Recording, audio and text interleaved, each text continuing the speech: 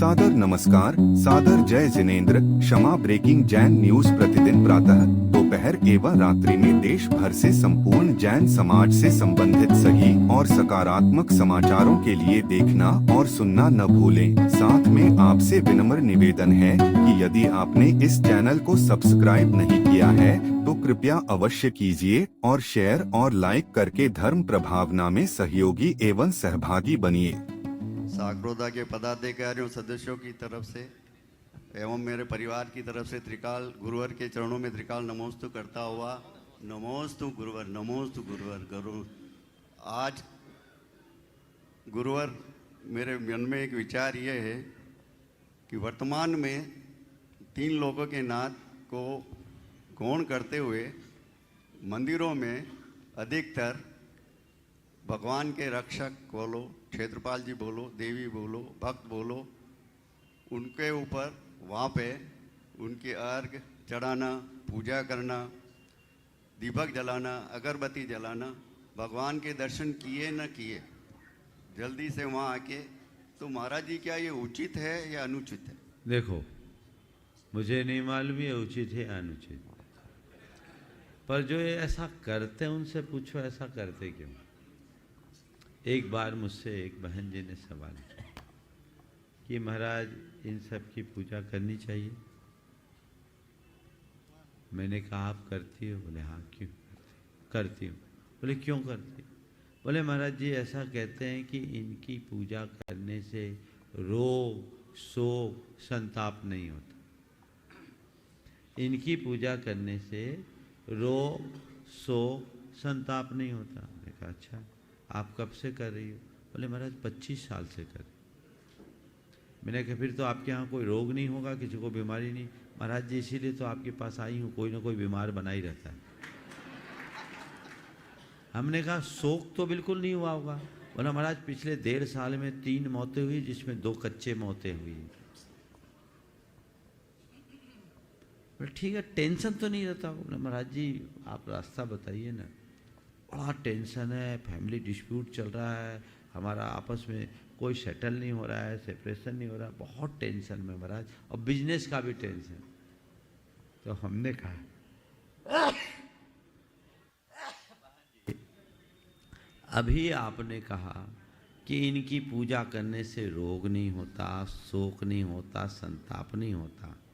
आप 25 बरस से पूजा कर रही, आप रोग से भी परेशान, शोक से भी परेशान, संताप से भी परेशान, फिर हमसे पूछ रही हो इनकी पूजा करने से क्या फायदा? आप ही बात बताओ, अब तय कर लो।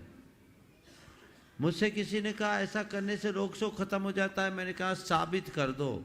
सबसे पहला समर्थन मैं करूंगा, बड़े बड़े मंदिर बनवा दूंगा, सारे अस्पताल देश के बंद हो जाएंगे, कितनी बड़ी जनसेवा होगी। है क्या? ध्यान रखना, ये बहम हटाओ, कर्म सिद्धांत पर विश्वास करो, कर्म कांड पर नहीं। मेरे कर्म जब तक मेरे अनुकूल नहीं होंगे, दुनिया का कोई निमित्त काम नहीं आएगा।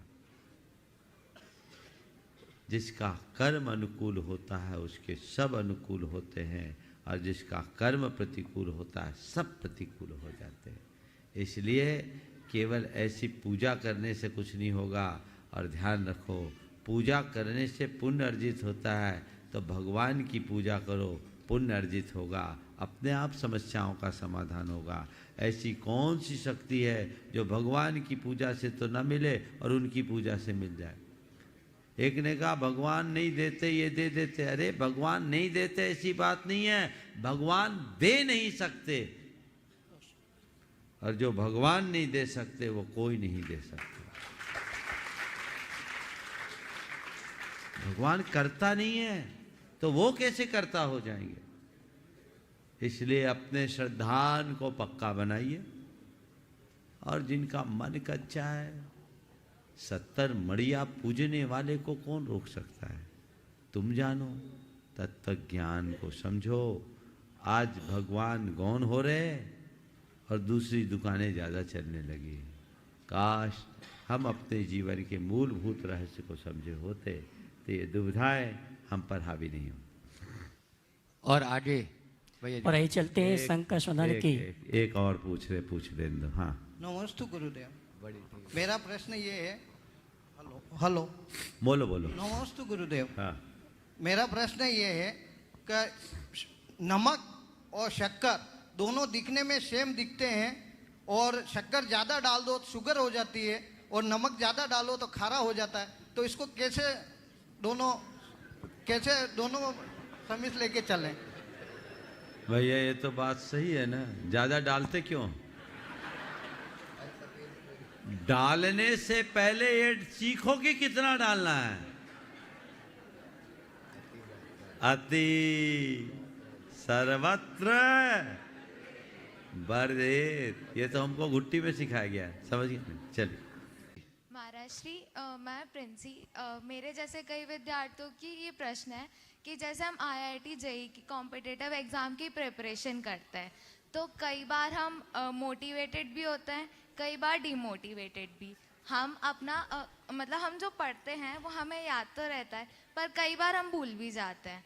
पर जैसे आप जैसे मुनीराज पढ़ते भी हैं और आपको याद भी रहता है कि हम आपसे क्वेश्चन पूछ रहे हैं और आप तुरंत रिप्लाई भी दे देते हैं, तो हम ऐसा क्या करें कि हमें भी अच्छे से याद रह बहुत सके? सुंदर। देखो, हेलो। याद करने से ज़्यादा जरूरी है कॉन्फिडेंस रखना।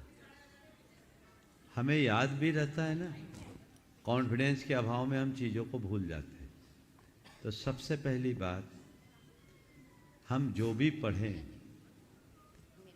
अच्छे से पढ़ें, और जब पेपर लिखने जाएं तो कॉन्फिडेंस से लिखें।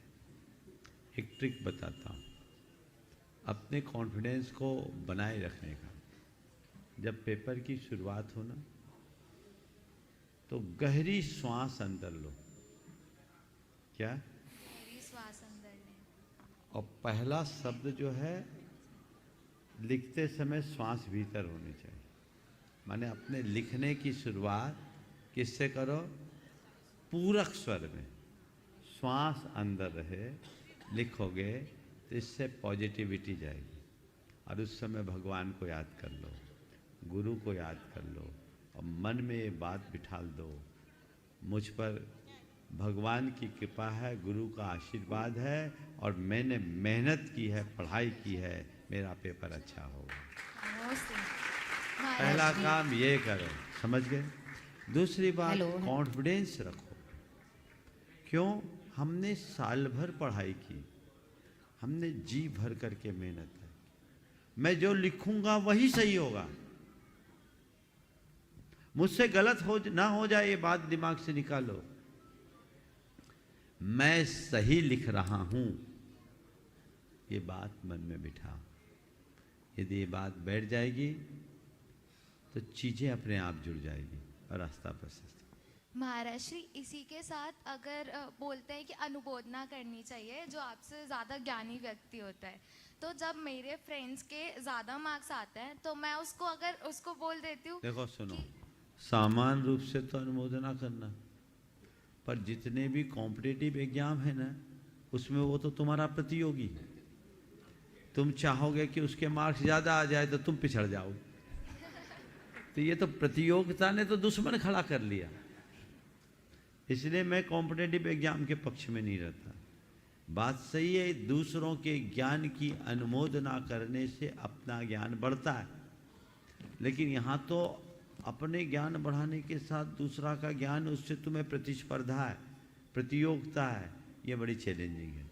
इसलिए कॉम्पिटिटिव एग्जाम में न दूसरों का अच्छा सोचो न बुरा सोचो, केवल अपना सोचो और आगे बढ़ो। महाराष्ट्री, इसी के साथ आशीर्वाद दीजिए। ओ हाँ। क्षमा न्यूज चैनल पर विज्ञापन देकर धर्म प्रभावना में बने सहभागी। विज्ञापन देने हेतु संपर्क कीजिए मोबाइल नंबर 9026900740 एवं समाचार एवं वीडियो भेजने हेतु व्हाट्सएप नंबर 9335236222। क्षमा न्यूज चैनल देखने के लिए आपको बहुत बहुत धन्यवाद। सादर प्रणाम। सादर जय जिनेंद्र।